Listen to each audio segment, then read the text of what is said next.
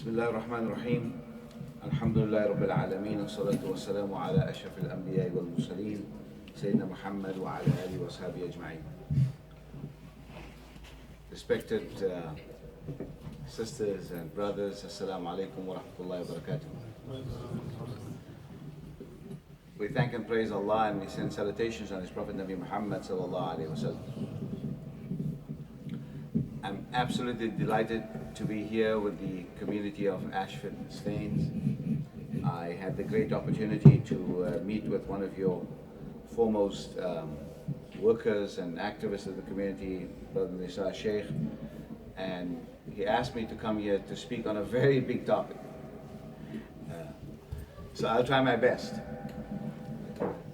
The question of the leadership of Muslims and the question of Islamic education go hand in hand.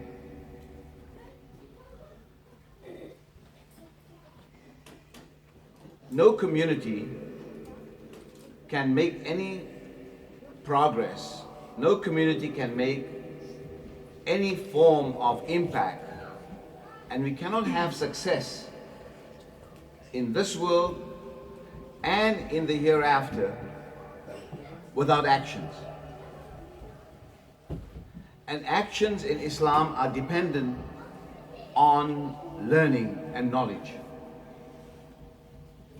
Allah subhanahu wa ta'ala, when He created human beings, and as we understand that Allah subhanahu wa ta'ala created human beings and created Adam and then Eve, Allah says, وَلَقَدْ كَرَّمْنَا بَنِي آدَمَ, that we have indeed honored, bestowed dignity on the children of Adam. Bestowed dignity on the children of Adam. When the scholars explain what does this idea of dignity mean, it means that the human being is somebody who is a carrier of learning and knowledge. This fadila, this distinction, this honor, this dignity that human beings have is because Allah had taught Adam the names of all things. Remember the event as recorded in the Quran that Allah wanted to create the human being. The angels protested and objected. Are you going to create somebody who's going to create corruption in the earth? Who's going to sow chaos in the earth? And Allah said, you do not know what I know. And then when Allah then put the angels to a test and put Adam in front of them and then said, now told the angel, addressing the angel, tell me the names of things. And they could not answer the names of things. They could not answer the question. And then Allah then boasted with Adam and said, Adam, you say, tell them the names of things. Because Allah had educated him in that. And that makes the human being one of the most distinctive of Allah's creation, because the attribute of knowledge, and Allah is Alim, Allah is the omniscient, the one who knows everything. An element of that has been entered into the being that we call a human being. That the human being can know. In fact, there's a very beautiful hadith of Rasulullah sallallahu alaihi wasallam that a slave owner was beating his slave. And Rasulullah passed by and said to him, and addressing the slave owner, إِنَّ اللَّهَ خَلَقَ آدَمَ عَلَى صُورَتِهِ. You beating the slave. But he addressed the slave owner and said that Allah has created Adam on his form. On his form. The big debate among scholars is the capital his form, or is the lowercase his, Adam's form? And scholars say it can be his form, Allah's form too. But we know Allah has no form. So what does it mean? It means that one of the most distinctive qualities of Allah, of knowledge, has entered into this human being. And that is Allah's distinctive form. So when you humiliate and degrade the slave by beating him, he's already a slave. A slave already has a degraded status in society. When you beat the slave, remember that you are dealing with the dignity that Allah has given all of humanity, and that you are taking that further away from the slave by beating that slave. And so this whole question about knowledge and learning is such an important component of our tradition, that it's through learning that we get dignity. In that book that Brother Nisar referred to, I showed that how in Islamic societies, people who came from the bottom up, do you know who were the first generation or the most distinctive of scholars of Islam? Those were people that were freed, were former slaves who were freed, and they became the learned classes. They became the people who were the first people who were the experts on Quran, tafsir, hadith, and all the sciences. They were the mawali. They were freed, and Allah raised their status in society. And so knowledge is very important, but knowledge is about human dignity. And we cannot have a knowledge that does not result in advancing human dignity. And therefore, the challenge today for us as Muslims is that how do we rescue ourselves from ourselves through knowledge and education and learning? No society can have upward mobility unless every individual in your society, every child and every adult, everybody has a shot at being educated. If you do not develop the necessary talents in the society, if you do not develop the necessary talents and abilities in your society, you are doomed for failure. There's no question about your failure. You are doomed. And therefore, it is absolutely vital that you have to develop those capacities. We must undertake that every child in this community will have a shot at the best of education in this country. Nothing, especially money, must not stand in the way of this child reaching the highest levels. And furthermore, you need to create the conditions in the mosque, in the Sunday school, in the madrasa, and every other avenue that the child knows that there is a future for the child, male and female. You cannot only privilege the males and disadvantage the females. Males and females must advance in our society, because together with that we will become a strong community. Now the question is about Muslim leadership. One of the things that we find is that Muslims are under tremendous challenge, but the people who can offer us leadership, credible leadership, are few and far in between. We have a dilemma in our community, that those who are learned in matters of religion are not often trained and given the opportunities to develop themselves, that they can also become the spokespersons in the broader representation of the community. And that is because the traditional educational system that we have in the various madrasas and places, in India, Pakistan, Bangladesh, in this country, in South Africa, in the Caribbean, the United States, has locked itself into one particular model. And while for the last 100 years or more, especially in the Indo-Pak subcontinent, there have been talk about curriculum reform, how to change the curriculum, how to make the curriculum more productive, how to create a better quality of graduate, everybody has basically walked in the same water. They've walked on a treadmill, not making any advance. I was very heartened to know that some of the madrasas in Bolton and one or other places are now offering, the high school education together with that, and some of the students that are graduating are also taking up college degrees. But these are few and far, a few individuals in between the larger amount of output that you get, and that will mean that these people will take some time before they are prepared. Or some of the graduates from those institutions go for a 1-year kind of finishing school at Cambridge Muslim College, where they get some kind of training and orientation. But I would tell you that I, who went through a 6-year madrasa program, and Maulana Sheikh Ihsan Ebrahim is here, we were together friends and we studied together in Deoband. He knows that experience in order to get there. It took me a long time to be able to understand what the other knowledge traditions are that I was not given access to, was not offered to me on the table when I was studying in my madrasa education. I studied Quran, Hadith, Usul al-Fiqh, interpretation, philosophy, all those disciplines. But we know that that's a beautiful and grand tradition of Islam. That's a grand tradition of Islam. And I believe we need to preserve it.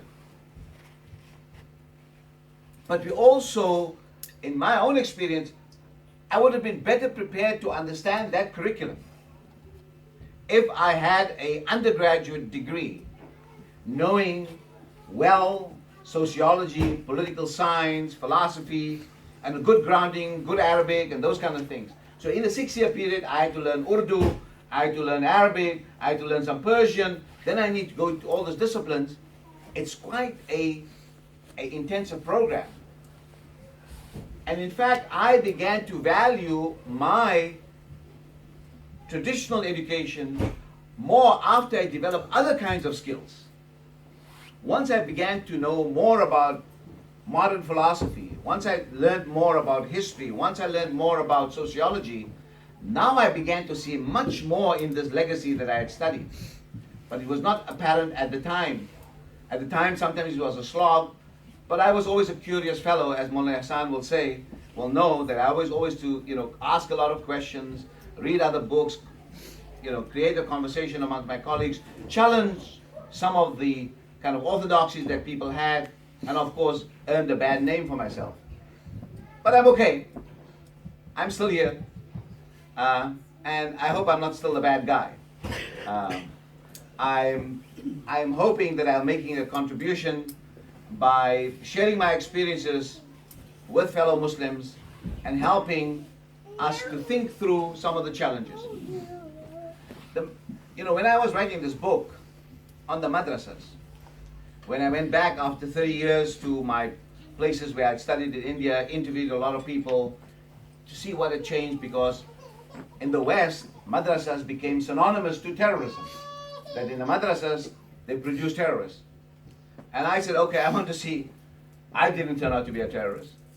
Who is producing the terrorists? So there are a few madrasas in Pakistan, for instance, are connected to the Taliban, but the majority of the madrasas are not connected to those. And when I go to speak to my teachers and to the madrasa authorities, and I talk to them about, listen, it's great that you are studying and teaching this, but what about adding additional disciplines to this? And how can these additional disciplines, such as sociology, philosophy, history, anthropology, social science, insights from science, how can you bring that conversation into the conversation of usul al-fiqh and tafsir and hadith? It's as if they did not understand the question. They just did not get the question. The answer was, listen, we don't stop anybody after they leave this madrasa to go and study elsewhere and to go and study modern knowledge. We don't stop anybody. But that was not my question. I didn't ask, do you stop your students from studying outside?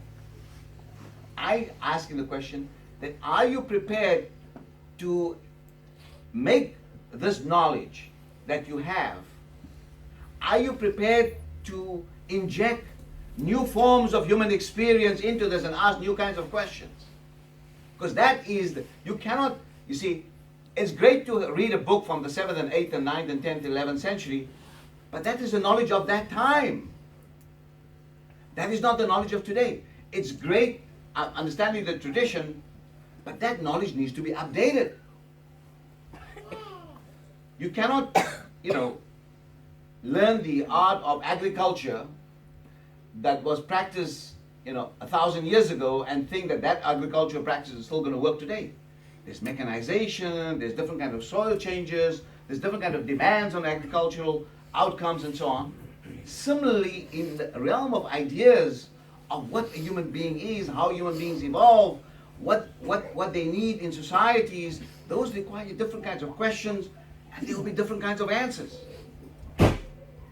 Some questions remain the same, such as what is the creator, what is faith, but faith is lived in real societies. Faith is not lived on planet Mars.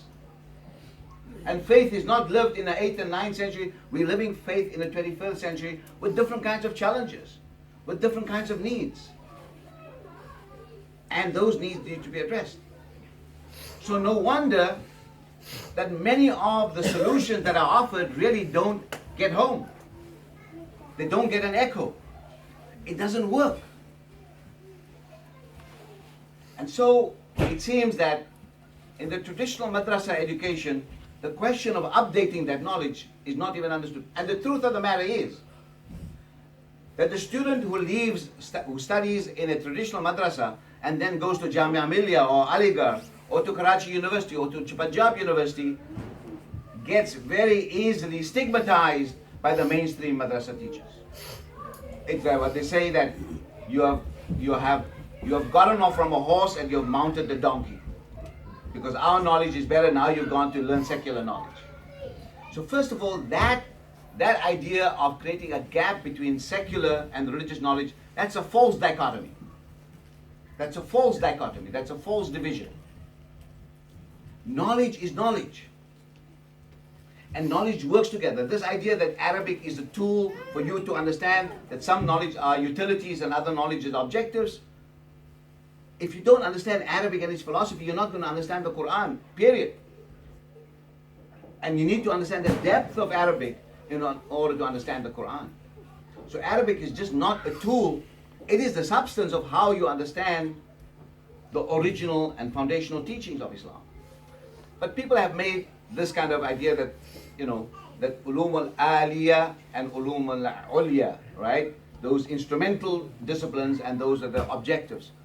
But that's a conversation for another time. The point I'm trying to make, the key point I'm trying to make is that we need to understand that knowledge, all kinds of knowledge come together to make the Muslim person. All kinds of knowledge come together to bring to fruition and understanding of who we are and what we are. Today, I cannot give do a proper understanding of bioethics, for instance. When I write on bioethics and Islam, the understanding of bioethics requires a certain kind of understanding of the economy in which we are operating. Economies of production, one works on certain kind of presumptions of what the economy is, but if you have a better understanding of the economy, you can also see through that this moral recommendation, this moral advice, this kind of finding that I'm going to make in terms of bioethics or in terms of Islamic banking is based on an elaborate economic system. And so a scholar of Islam, if he or she is to give proper guidance, even at the most basic level, you require many more skills than just knowing Quran and Hadith, which are important. I'm not trying to minimize that. But you need to have the capacity to translate that into the real world. And how to do that is absolutely crucial. And I believe that if we do not do so, then we are exposing ourselves to a serious catastrophe. A man comes to the mosque of the Prophet ﷺ, and the Prophet was giving a sermon, and he comes in and he says, Ya Muhammad, mata sa'a? Muhammad, when is the hour? And the Prophet ignored him because he's interfering in the sermon. And he said that again. And he said it the third time. And after the Prophet ﷺ was done, it turned out to be a Bedouin, someone who's not from Medina, is from outside. He says, where is the one who asked the question about the hour? He says, Hana. So the Prophet gave him the following answer. And I want you to think about the challenges and the answers to the Prophet. What did this man ask? He asked about the Day of Judgment. When is the collapse of the world going to take place? When is Armageddon coming? Right? That's his question. Look at the answer of the Prophet. The Prophet says, إِذَا ضُيَّعَتِ الْأَمَانَةُ فَانْتَظِرُوا السَّاعَةَ. That when amana, when trust, when responsibility is destroyed, expect the hour. When responsibility is destroyed, expect the hour. But this Bedouin was not your ordinary Bedouin. He's a sharp Bedouin. He says, فَكَيْفَ إِذَاعَتُهَا. How is responsibility destroyed? And the Prophet ﷺ said, إِذَا وُسِّدَ الْأَمْرُ إِلَى غَيْرِ أَهْلِهِ فَانْتَظِرُوا السَّاعَةَ. Then the Prophet said that when matters are in the hands of those who are incompetent, expect the hour. Responsibility is destroyed when you put incompetent people into positions of responsibility. It's like asking someone who doesn't know how to drive a train to drive a train, or motor vehicle, or anything. Competence, talents, abilities. These, my brothers and sisters, are not going to fall from the heavens. You have to work hard at the math. You have to work hard at languages. You have to work hard at Arabic. You have to go to the highest levels of understanding your legacy in fiqh and usul fiqh. You need to understand complexity. Otherwise, we are going to be those people that the Prophet had said, you're going to be in a state of chaos. Because that's exactly what the Day of Judgment is. It's a state of chaos. Everything goes topsy-turvy. Everything goes upside down. And it's the end of the world. So the Prophet is saying that if you don't have competencies, you are creating for yourself an Armageddon. You're creating for yourself the end of the world. You are engaging in acts of self-destruction. So the acquisition of talents and abilities are the absolute necessities of this ummah. How do you think we created and produced Al-Biruni? How do you think we produced Ibn al-Haytham? How do you think we produced Al-Razi, Al-Farabi, the great names of philosophers, the great people of medicine? How do you think we produce Al-Ghazali and Ibn Rushd, who stands out amongst the thousands of scholars? And there were many in that constellation of scholars. They stand out because of hard work and acquisition. So the first antidote to this crisis that we have, the crisis of leadership, is to address our laziness. There is a particular form of Muslim laziness that we make all kinds of excuses as a way to defray us from our responsibility. And one of the best ways that we do this is through what I call victimology. We are always the victims of somebody else. Or it's racism, or it's the government, or it's this or that. It's never us. It's never us. We're always the victims. And we can wrap ourselves up in this victimology in ways that others will be envious about that. So we must, because that introduces a certain amount of deflation of enthusiasm. You don't have the energy to get up in the morning to do so because you feel you are a victim. You are not the owner of your destiny. You're a victim all the time. And this is rapidly spreading in different parts of the Muslim world. And just because things are happening in Syria and Iraq doesn't mean that you have to become depressed. Rather, you must say that I'm going to do so much work to save this community that we do not turn into Syria or Iraq. That's what you need to think about. And what does it mean? That every person is going to be a person of talent, that it's going to be impossible to ignore a person of talent who wears a scarf or wears a beard or whatever they are. Their name is Muhammad or Yusuf or Yasin. that it will be impossible to ignore such a person, because the talent of that person is going to surpass the talents of everybody else. And you cannot have those kinds of talent if you do not have curiosity. If you do not generate curiosity in this mass, if you keep on scaring people and saying that you can't do and can't do and can't do, you're not going to be curious. You must create a society that looks outward, not inward. It must be a vision. You must have a vision. And yes, to have a vision and to go outward, there are challenges. But therefore you are going to treat yourself and you're going to immunize yourself of how to deal with challenges. But you cannot afford to be afraid. How do you think Muslims left the Arabian Peninsula, went to strange lands, to Indonesia as traders, as conquerors over Egypt, to Spain where they created a new society and civilization? Because they were unafraid. They were people of enthusiasm, people of adventure. And that's what you need to be a person of knowledge. You must be adventurous. And you must be ready to take the risks, because with every adventure comes a risk, but this risk is a risk worth taking. And you have to open up the minds. You cannot close ourselves in. We have been talking for ijtihad for the last 100 years. It's like ijtihad meaning you have to do a new kind of thinking and interpretation on matters of law. Sometimes people say we have to do ijtihad on everything on earth. I think it's somewhat foolish. Because the idea of ijtihad really means to put in effort. Ijtihad means to effort, and the word ijtihad is used in terms of Islamic law, that you have a paradigm of law, and then in order to do a new interpretation, you work within that paradigm.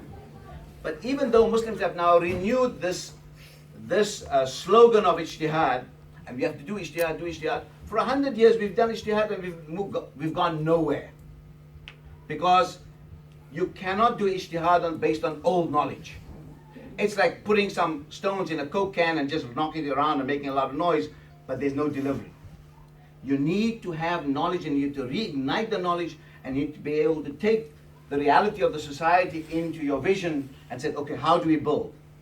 What are the ways and what are the solutions to the questions and the needs of the society? And so we need to be adventurous. We need to be people of curiosity.